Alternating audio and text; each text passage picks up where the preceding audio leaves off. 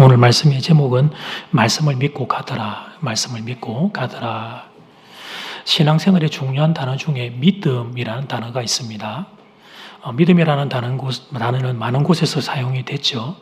그런데 이제 굳이 좀 크게 한 두 가지 정도로 좀 나누어 보자면 이렇게 나눌 수 있는데, 첫 번째는 구원받는 믿음입니다. 구원받는 믿음. 예수님께서 십자가에서 내 죄 대속해 주셨음을 믿는 겁니다. 그래서 우리가 그 믿음으로 구원을 받게 됩니다. 이것을 구원받는 믿음, 그렇게 부릅니다. 그 다음에 이제 두 번째 믿음이 등장하는데, 그것은 구원받고 난 이후에 천국 갈 때까지 우리가 이 땅에서 살 동안에 우리가 이제 활용하고 작동시켜야 될 믿음이죠. 예수님의 말씀을 이제 붙잡고 이 험한 세상을 이제 걸어가면서 예수님 살아계심을 경험하고 하나님의 역사하심을 이제 경험하는 믿음, 이것을 일컬어 역사하는 믿음, 그렇게 부릅니다. 무슨 믿음이라고요? 역사하는 믿음. 주님의 말씀을 붙잡고 순종하여 걸어가므로 말씀이 내 삶 가운데 실체가 되고 열매가 되고 이 능력이 되는 것을 경험하는 역사하는 믿음입니다. 저는 여러분에게 역사하는 믿음들이 많이 있게 되기를 주의 이름으로 축복합니다. 오늘 본문은 이 역사하는 믿음의 정체와 속성이 어떤 것인가 하는 걸 우리에게 보여줍니다. 자, 첫 번째는 왕의 신하가 찾아오다. 왕의 신하가 찾아오다. 오늘 본문의 이야기는 병든 아들을 고치고자 하는 아버지의 모습으로 시작됩니다. 46절 말씀, 예수께서 다시 갈릴리 가나에 이르시니 전에 물로 포도주를 만드신 곳이라. 왕의 신하가 있어 그의 아들이 가버나움에서 병들었더니. 본문의 왕이 누군지 정확히 알 수는 없습니다. 근데 성경의 학자들은 당시 가나 지역을 통치했던 분봉왕 헤롯 왕으로 거의 대부분 의견의 일치를 보고 있습니다. 그렇게 놓고 보면 이 사람은 그러니까 분봉왕 헤롯 왕의 신하였던 것으로 추정 가능하죠. 지금으로 치면 고위 공무원에 해당합니다. 왕의 신하라고 왕의 이름을 자기의 인생의 그 타이틀로 끌어다가 사용할 수 있을 정도가 되려면 아무나 그 왕이라고 하는 이름을 갖다 쓸 수 없으니까 고위 공무원임을 알게 되죠. 그러니까 그는 당시에 꽤 성공한 사람이었습니다. 왕의 이름을 인용할 정도로 높은 위치의 공무원이었기 때문입니다. 로마의 피지배 민족으로 살고 있던 유대인들에게 있어서 헤롯 왕의 고위 공무원이 되는 것은 당시 세상적으로 큰 성공을 이룬 것이었습니다. 그런데 그렇게 높은 지위로도 해결할 수 없는 한 가지 문제가 있었습니다. 그것은 사랑하는 아들이 병에 걸려 죽게 된 것이었습니다. 높은 지위에 있었으니 병든 아들을 위해서 얼마나 많은 방법을 강구했을까요? 지금으로 치면 서울에 있는 큰 병원에까지 올라갔을 겁니다. 명의라는 명의는 다 찾아보았을 거예요.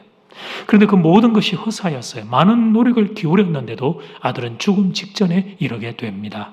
47절 말씀, 그가 예수께서 유대로부터 갈릴리로 오셨다 하는 것을 듣고 가서 청하되 내려오셔서 내 아들의 병을 고쳐주소서 하니 그가 거의 죽게 되었습니다. 어떤 방법도 통하지 않았습니다. 절박한 상황에서 아버지는 지금까지 한 번도 하지 않았던 일을 시도합니다. 그것은 바로 예수님을 찾아가 아들을 살려달라고 부탁하는 일이었습니다. 그런데 이것은 당시의 정황으로 놓고 볼 때 쉬운 일이 아니었어요. 헤롯의 신하였던 이 사람은 사람들의 눈에 쉽게 띄는 어느 정도의 유명 인물이었기 때문이죠. 그런데 이 사람은 자기 아들을 살리고 싶은 한 가지 소원에 그 모든 장애물을 뛰어넘습니다. 만약 아들을 살리기 위해 자기 자리를 걸으라고 했어도 이 사람은 그렇게 했을 겁니다. 왕의 신하, 고위 공직, 귀한 것은 틀림없지만 아들의 생명과 비교하면 그것은 아무것도 아니었기 때문입니다. 어쨌든 이 사람은 자기의 아들을 살리기 위해 그동안 자기가 쌓았던 모든 명예와 또 부 이런 것들을 다 걸게 되었습니다. 사랑하는 여러분, 인생을 살다 보면 예기치 않은 어려움에 직면할 때가 있습니다. 경제적인 어려움을 겪을 때가 있습니다. 질병 때문에 신음할 때가 있습니다. 가족 중에 누가 아파서 마음이 함께 무너질 때가 있습니다. 그 외에도 이런저런 문제가 우리를 엄습합니다. 죄로 오염된 세상에 살고 있기 때문에 어쩔 수 없이 부딪히는 현실입니다. 죄에서부터 파생된 이런저런 작은 아픔들이 우리의 인생을 수시로 공격합니다. 저희 부부, 저와 저희 아내를 처음 보시는 분들은 목사님, 사모님은 아무 걱정, 아무 아픔이 없어 보이세요. 그렇게 말씀을 하세요. 그래도 저희 부부가 좀 잘 웃는 편에 해당하나 보죠. 제가 설교 때는 제가 긴장에 대해서 그게 안 되는데 또 잘 웃는 편에 해당하는 것 같고, 또 제가 웃을 때는 조금 귀여워집니까, 여러분? 그래서 이럴 때 웃으시면 제가 상처받는다 누누이 말씀드렸는데도 그런데 이제 좀 이렇게 교제를 하다가 저희 가정에 있는 아픔을 이제 그분이 아시게 되면 그다음부터는 그분이 쉽게 입을 열지 못하시는 걸 보게 돼요. 작은 아픔이 아니라 너무 큰 아픔이니까 어떻게 어떤 말로 위로를 해야 될지 몰라서 그분이 침묵으로 저희 아픔에 이제 그렇게 함께 동참해 주시는 걸 느낍니다. 근데 여러분, 저희 가정만 그런 게 아닙니다. 모든 인생이 다 그러합니다. 드러내지 않아서 그렇지 모든 사람은 다 슬픔과 눈물을 안고 있습니다. 여러분, 사명이 각자 각자지만 아픔도 각자 각자예요. 내 아픔이 언제나 항상 큰 법이거든요. 그래서 사람들은 다 그런 아픔이 있어요. 그래서 어떤 경우에는 이 문제를 어떻게 해결해야 될지 알지 몰라서 발을 동동동동 구르면서 그래서 이제 저희에게까지 기도 부탁도 하고 구체적인 방법들도 좀 그렇게 자문을 구하는 연락을 받곤 합니다. 여러분, 이게 인간의 실존입니다. 찾아오는 어려움을 막을 수 없는 존재들, 문제가 찾아오면 그냥 어쩔 수 없이 맞이할 수밖에 없는 존재, 그게 인간의 실체죠. 그래서 중요한 것은 인생의 어려움이 찾아왔을 때 이 녀석들을 어떻게 대처할 거냐, 바로 이 주제입니다. 물론 인생의 어려움을 만나지 않기 위해 노력도 해야 합니다. 그러나 그것은 한계가 있습니다. 여러분, 이 사람 왕의 신하도 그런 노력을 왜 하지 않았겠습니까? 자신에게 권세와 부가 있으니까 아들에게 좋은 것 먹이고 좋은 옷 입히고, 나이가 어떻게 되는지 모르지만 만약에 학교를 다녔으면 좋은 학교를 다니고 보디가드도 붙이고, 여러분, 이 아들에게 가장 좋은 것 주기 위해 노력을 했을 거예요. 그런데 불시에 찾아온 병을 어찌할 수 없었던 겁니다. 그래서 인생에게 중요한 자세는 어려움이 찾아왔을 때 어떻게 대처할 것인가, 바로 이 주제입니다. 이 신하는 어떻게 대처를 합니까? 예수님을 찾아옵니다. 예수님을 찾아와 그 앞에 엎드립니다. 예수님께 간청을 드립니다. 우리 집에 오셔서 아들의 병을 고쳐달라고 간구합니다. 우리들의 생각에는 우리는 교회 다니는 성도니까 이거 뭐 당연한 수순 아니냐 그렇게 생각하겠지만, 여러분, 당시 왕의 신하의 입장에서는 그렇지 않았습니다. 요한복음 4장이죠. 요한복음 4장이라면 예수님 공생의 사역의 초기입니다. 예수님은 아직 무명의 랍비이십니다. 그에 비하면 왕의 신하는 고위 공무원이죠. 그의 사회적인 위치가 예수님보다 월등히 높았어요. 아들의 문제가 아니라면 평생 가도 만날 일이 없는 그런 관계라고 볼 수 있습니다. 여러분, 예수님이 대학병원의 큰 병원의 유명 의사라면 모르지만 무명의 랍비인데 선뜻 찾아가 도움을 구할 이유가 뭐가 있겠어요? 아들이 이렇게 여러분 생사를 다투는 급한 시간 가운데 이 사람이 그만큼 급했던 거죠. 아들을 살리고자 하는 아비의 마음이 그만큼 타올랐던 거예요. 그래서 예수님을 찾아가 도움을 구합니다. 그런데 사랑하는 여러분, 그의 이 걸음이 그의 인생을 완전히 바꿔버립니다. 이 한 번의 선택이 자신과 가족 전체의 인생을 바꾸게 됩니다. 아들이 병이 낫고 살아난 정도가 아니라 온 집안이 다 예수를 믿고 구원받는 역사가 일어나게 됩니다. 53절 말씀, 그의 아버지가 예수께서 너희 아들이 살아있다 말씀하신 그때인 줄 알고 자기와 그 온 집안이 다 믿으니라. 아멘. 선택이 얼마나 중요한가를 보여주는 이 시대의 한 이야기를 좀 들려드릴까요? 대학생 아들을 둔 한 중년 여성의 이야기입니다. 이 여자분의 이야기입니다. 내가 건강검진을 했는데 그 결과를 보고 깜짝 놀랐습니다. 당뇨, 고혈압, 콜레스테롤이 함께 발견되었는데 몇 가지 부분은 수치가 상당히 안 좋게 나왔습니다. 아들이 그 소식을 낳고 난 뒤에 엄마 운동을 해요 그러는데 마음도 영 우울하고, 그래서 운동할 마음이 나지 않아. 그렇게 이제 주로 집에 있으니까 아들이 저녁 식사 후에 나와 함께 걷기 운동을 자처했습니다. 참 운동하기 싫고 힘들지만 사랑하는 아들이 함께 걸어주니까 그래도 할만했습니다. 엄마들은 아들이 이만큼 사랑하는 존재가 없잖아요. 그러니까 아들이 같이 걷자해 주니까 얼마나 좋겠어요. 근데 이제 그렇게 걷던 중 그게 길가에서 팥빙수 가게 하나를 발견했습니다. 그 팥빙수 가게는 또 내가 좋아하는 스타일의 옛날 팥빙수 가게였습니다. 예, 우리 국산 단팥에다가 떡을 딱 올려온 쫀득쫀득한 그 팥빙수 입맛을 다시면 안 되는데 또 그런 팥빙수 가게를 발견해서 너무 들어가고 싶어서 가게 들어가려고 하니까 아들이 당뇨 때문에 안 된다고 만류를 합니다. 순간 아들에게 확 짜증을 냈습니다. 아니, 나는 뭐 먹고 싶은 것도 못 먹는데 이놈의 운동을 해서 뭐해? 나 이제부터 운동 안 할 거야. 그렇게 엄마인 내가 아들 앞에 비춰버렸습니다. 그러자 이 착한 아들이 협상안을 제안합니다. 엄마, 그러면 이렇게 해요. 한 달 운동하면 팥빙수 가게 한 번 갈 수 있게 내가 그렇게 해줄게요. 그 제안을 받아들이고 그렇게 하기로 했습니다. 이야기는 대충 이런 내용인데요. 사랑하는 여러분, 건강검진 결과 질병이 발견된 건 어쩔 수 없는 일입니다. 혹자는 이런 말을 하죠. 조금 병원에 일찍 가면 괜찮지 않았겠냐고. 죄송한데 그 일찍 갔을 때는 발견 안 됐을 수도 있고 병이 찾아오는 건 어쩔 수 없어요. 우리 인간 입장에서는.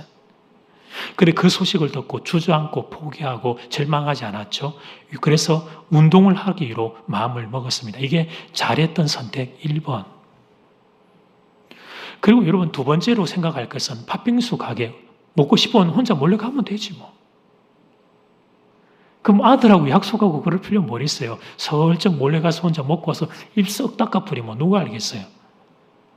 근데 여인이 아들과의 약속을 지키기로 그가 결심하고 노력을 합니다. 좋은 쪽으로 선택을 한 거죠. 좋은 쪽의 선택 2번. 여러 가지 선택지가 이 여인 입장에서 있을 수 있는데 좋은 선택을 연이어서 두 번 한 이야기를 여러분에게 들려드렸습니다. 근데 여러분 이 이야기 들려드린 이유는 우리도 이제 선택을 하면서 하는데 우리가 선택을 하면서 할 때 좋은 선택 중에 제일 좋은 선택이 예수님을 찾는 것입니다. 믿으시면 아멘, 아멘. 인생의 좋은 일을 만나도 인생의 어려운 일을 만나도 예수님을 찾는 거예요. 만약에 어떤 한 사람이 인생의 중요한 순간에 예수님을 찾을 수 있다면 그것보다 좋은 선택은 없습니다. 본문 왕의 신하는 바로 이 좋은 선택을 했던 것입니다. 혹자는 지금 제 설교를 들으면서 목사님 또 뻔한 소리 한다. 또 목사님은 예수님 타령이다. 목사님은 할 수 있는 말이 예수님밖에 없나? 혹시 이제 그렇게 생각하는 분들이 계신다면? 그런데 사랑하는 교회 여러분, 인생들이 어려움이 찾아오고 고난이 찾아오면 모든 사람, 모든 인생이 어려움과 고난 가운데 예수님을 찾는 것이 아니기에 제가 이 말씀을 드린 거예요. 오히려 통계적으로 보면 반대의 경우가 더 많습니다. 인생의 고난이 찾아오면 예수님 원망하고 예수님에게 불평하고 예수님을 덩지고 신앙에서 멀어지는 경우가 숫자상으로 더 많다니까요. 저는 목회 현장에서 이따금 이런 경험을 하곤 합니다. 고난 앞에서 신앙이 후퇴된 분들을 만나곤 합니다. 예기치 않은 어려움이 찾아왔을 때 하나님과 주위 사람을 원망합니다. 그리고 신앙에서 멀어지는 걸 보게 돼요. 하나님이 나를 사랑한다면 어떻게 이런 일이 일어날 수 있단 말이에요? 하나님이 능력이 있다면 어떻게 내 인생에 이런 아픔이 일어날 수 있다는 말이야? 그런 우리 안에 의문과 질문들이 생기니까 그래서 그 고난 때문에 신앙이 무너져 내리는 경우들을 종종 목격하게 됩니다. 우리는 교회를 다니니까 늘 좀 쉽게 도식적으로 생각을 하죠. 고난이 오면 예수님을 찾을 것이다. 이렇게 아주 쉽게 도식적으로 생각하는데 그런데 정작 그 고난이 나의 현실이 되면 그렇게 안 됩니다. 여러분, 고난이 오면 먼저 우리의 마음이 상해요. 그리고 이 아픔이 너무 크면 클수록 문제의 원인을 야기시킨 다른 대상을 찾게 돼요. 그래서 배우자나 다른 누구 때문에 그러다가 하나님 때문에 내가 이렇게 아프게 하지 않으면 내가 살 수 없으니까 사람은 그렇게 대상자를 자꾸 찾는 심리적인 작동이 일어나죠. 자연스럽게 하나님에 대해서 실망을 하게 됩니다. 하나님이 내 기도 안 들어주셨다는 서운함과 섭섭한 마음이 자리하게 됩니다. 어쩔 수 없어요. 자아를 가지고 있고 자기 중심적인 인간들 입장에서는 어쩔 수 없는 일이죠. 그래서 여러분 오늘 본문의 이 왕의 신하가 너무 귀한 겁니다. 다른 고난도 아니라 아들이 병들어 죽게 된 고난이었습니다. 여러분 우리가 인생을 살면서 장성하고 가정을 이루고 자녀가 있는 어떤 부모의 이름을 가지고 있는 분들 입장에서 여러분 그 부모가 겪게 되는 가장 큰 고통이 뭐죠? 그것은 자녀가 병들어 죽게 되는 거예요. 왜? 자녀가 내 인생의 전부니까. 죽음까지 가지 않아도 자녀가 어떤 병으로 신음하는 걸 볼 때, 또 이 아이들이 어떤 인생의 중요한 문제로 방황하며 갈등하는 걸 봐야만 할 때 부모의 마음은 찢어지는 것 같아요. 내가 저 아이 대신 아파줄 수 있다면, 내가 저 아이 대신 저 어려운 삶의 현장을 가서 정말 대신 출근해서 그 어려운 자리를 지켜주고 싶을 정도로 부모의 마음은 아프죠. 그런데 이 고난 속에서 이 사람이 예수님을 찾아 나온 겁니다. 신앙의 길을 찾아 나왔다는 의미입니다. 사랑하는 여러분, 여러분은 이렇게 할 수 있겠습니까? 인생의 어려움과 고난이 찾아올 때 그때 예수님을 찾아와서 엎드릴 수 있겠습니까? 지금 내 마음에는 하나님에 대한 서운함이 가득한데, 지금 내 마음에는 하나님에 대한 섭섭함이 흘러가고 있는데, 그런데도 여러분은 하나님 앞에 나와 엎드릴 수 있겠습니까? 오늘 본문 왕의 신하가 우리에게 이 도전을 하는 것입니다.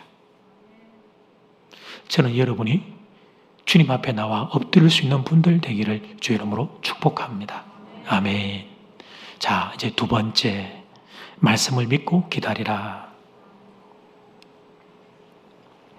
왕의 신하가 예수님 앞에 나온 것이 결코 쉽지 않은 걸음인 걸 종도 묵상해서 여러분과 나누었으니 우리 주님은 당연히 아셨겠죠. 그러면 여러분 이 사람이 도움을 요청할 때 빨리 들어주셔야 합니다. 근데 오늘 본문을 보면 예수님이 이 사람을 민망하게 하십니다.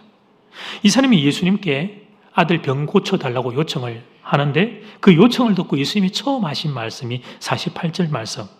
예수께서 이러시되 너희는 표적과 기사를 보지 못하면 도무지 믿지 아니하니라. 의미가 쉽게 확 다가오지 않지만 결론적으로 말하면 주님이 이 사람에게 부정적으로 대답하신 거예요. 야, 너희들은 다 표적만 기사만 보고 나 쫓아오는데 너도 그런 부류지. 너도 진짜 믿음은 없고 그냥 표적과 기사 보려고 쫓아왔구나. 이렇게 이제 말씀하신 거예요. 뉘앙스가. 용기를 내가지고 어려운 요청을 하는 사람을 예수님이 민망하게 만들고 계셔요. 니고데모, 사마리아 수가성 여인, 왕의 신하까지 연결되면서 이 주님이 민망하게 하는 시리즈가 지금 계속 이제 세 편이 연결되고 있는데 주님은 왜 이러시는 걸까요? 혹시 짜증을 내신 걸까요? 지금 복음 전파 사역하느라고 바쁜데 그 멀리 가버나움까지 자기 집까지 와달라고 한 것에 대해서 주님이 짜증을 내신 걸까? 아닙니다. 그런 게 아닙니다. 여러분 우리 주님이 설마 귀찮다고 짜증을 내는 분이시겠어요? 이 사람의 믿음을 테스트해 보신 겁니다.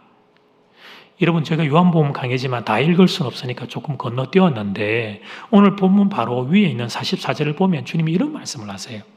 친히 증언하시기를 선지자가 고향에서는 높임을 받지 못한다 하시고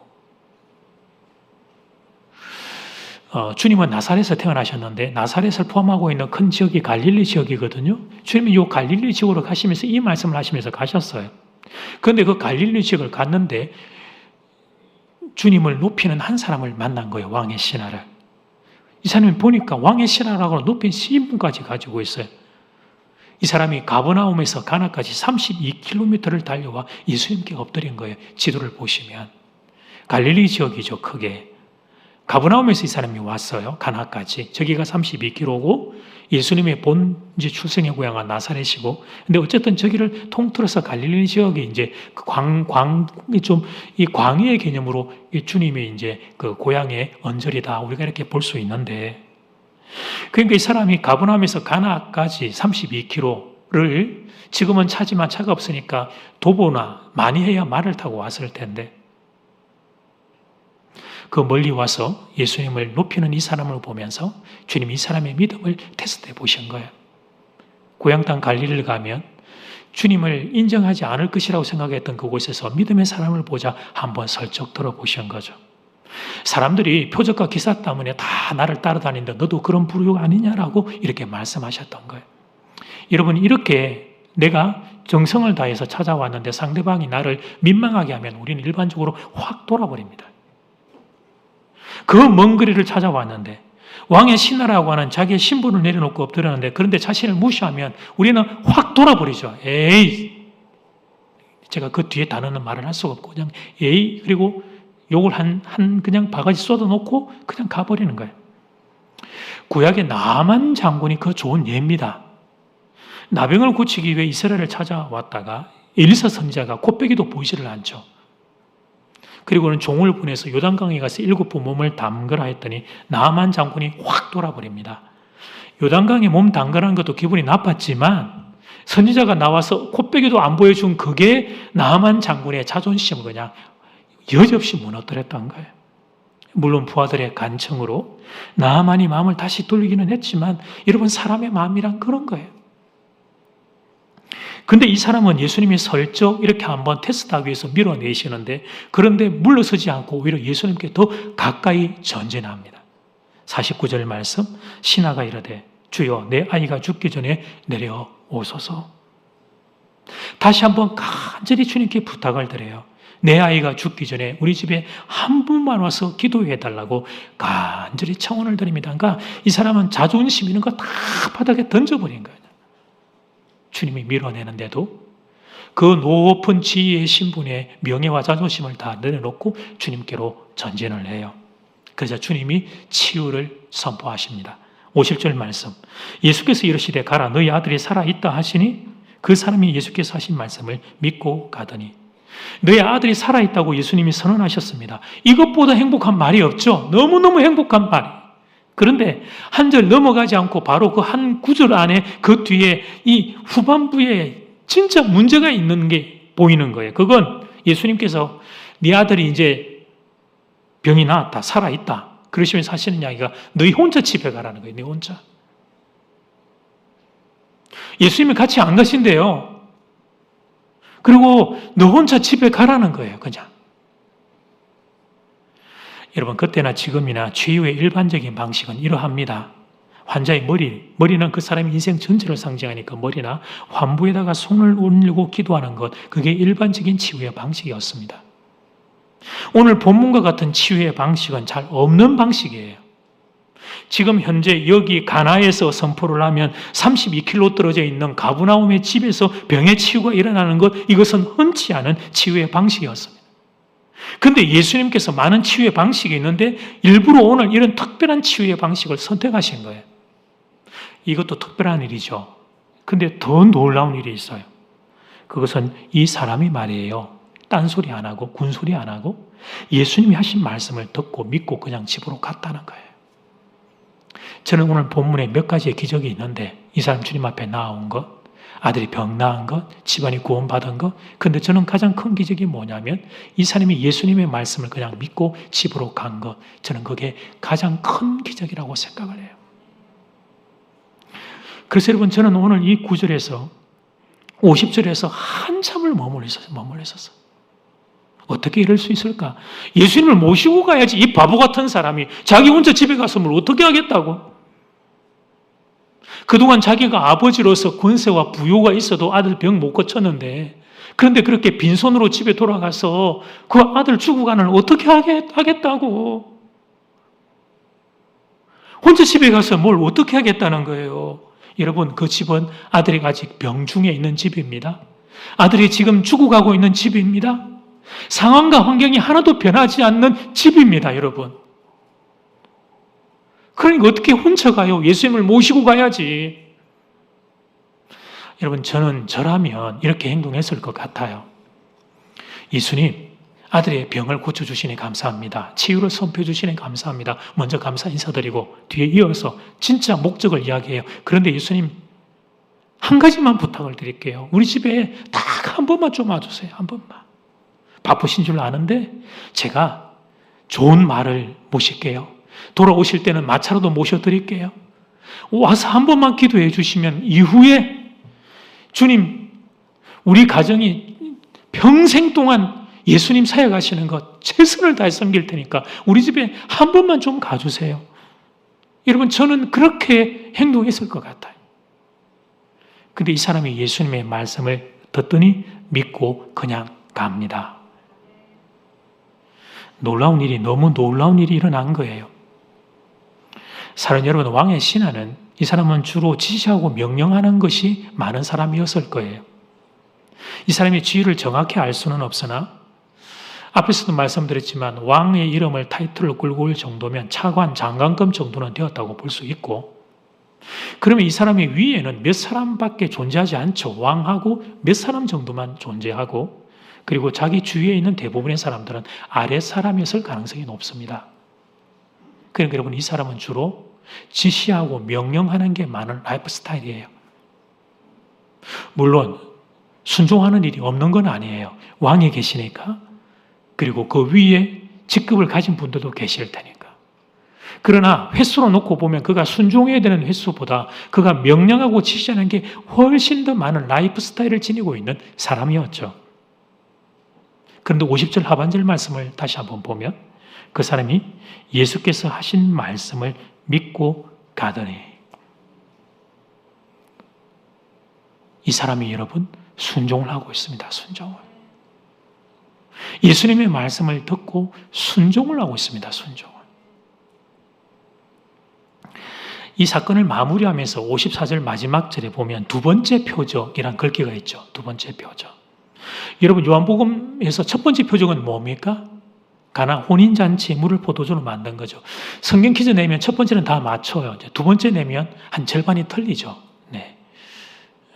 이제 두 번째를 잘 기억하실 것 같아요. 오늘 말씀을 보았으니까. 두 개 사건은 연관성이 있습니다. 아니, 요한복음의 저자 사도 요한이 두 개 사건을 연관성이 있음을 우리에게 암시하고 있는 거예요. 일단 장소가 가나라고 하는 동일 지역입니다.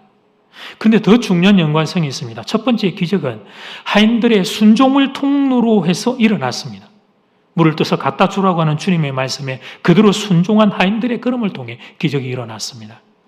본문 두 번째 기적은 왕의 신하가 예수님의 말씀을 믿고 순종함으로 기적이 일어나게 됩니다. 첫 번째 표적과 두 번째 표적이 말하고 싶은 주제는 순종입니다. 순종. 예수님의 말씀에 대한 순종입니다. 이것이 기적이 일어나는 통로라는 걸 사도 요한은 웅변하고 있는 겁니다. 그리고 그 순종으로 예수 그리스도의 영광이 드러나고 있음도 보여주는 거죠. 어릴 때 친구들과 약속을 할 경우에 별의별 행동을 다 했습니다. 일단 새끼손가락 걸고, 그 다음 도장 찍고, 복사하고. 애들은 남자들끼리 또 폼 낸다고 뭐 심장에다 손대고 뭐 또 선서도 하고 막 그런 것까지 하곤 했어요. 그럼 이런 말도 하잖아요. 약속을 하면 앞으로 평생 동안 네 종이다. 내가 앞으로 평생 동안 네 동생이다. 막 이런 것까지 다 하곤 했어요. 친구를 믿을 수 없기 때문에 서로가 그랬습니다. 이전에 여러 번 서로 속고 속였기 때문에 그랬습니다. 친구들과의 약속은 아무리 해도 이게 잘 믿어지지 않는, 너무 손바닥 뒤집듯이 쉽게 뒤집어지는 일이었기 때문이에요. 이런 경향성은 나이가 들면서 더 심해지게 되었습니다. 지금 어떤 약속을 할 때 말로 약속을 하는 사람은 거의 없습니다. 문서를 작성합니다. 음성을 녹음합니다. 문서도 그냥 작성만 하는 게 아니라 공정까지 받습니다. 사람의 말은 도무지 믿을 수 없기 때문입니다. 그 사람의 진실성을 믿을 수 없고, 설사 그 사람의 진실성을 믿는다고 하더라도, 그런데 그 사람의 능력을 또 신뢰할 수 없기 때문이죠. 우리가 다들 이런 세상에 살고 있습니다. 그래서 여러분, 오늘 본문의 말씀이 쉽게 다가오지 않습니다. 친구들과 약속하는 거 이전에 앞에서 제가 순종입니다, 기적의 통로는 순종입니다 하면 일반적으로 아멘 쏘고 하늘을 뚫어야 되는데, 여러분들은 그 순종입니다는 단어에 별로 크게 아멘을 안 해요. 실천 이전에 머리에서부터 잘 동의가 안 되죠. 아니, 어떻게 예수님 말씀만 믿고 순종하라는 말인가? 이런 의구심이 떠나지를 않습니다. 우리가 누구 말을 믿고 순종했던 경험이 우리의 삶에 잘 없다 보니까 예수님의 말씀을 믿고 순종하는 것도 잘 안 돼요. 그리고 자아를 가지고 있는 우리는 내가 누구에게 지시하는 건 좋지만 내가 누구의 명령을 따라 순종하는 건 죽기보다 싫은 존재이기 때문에 순종의 경험도 없고 자아도 겸하여 가지고 있는 우리는 예수님의 말씀에 순종이라는 이 말씀 앞에 잘 동의가 안 돼요. 중심으로부터. 그래서 우리의 삶을 보면 신앙생활 안 하는 건 아닌데 신앙생활의 범주와 범위와 형태가 그저 그렇고 그런 정도의 신앙생활의 모습만 우리에게 가득한 것입니다.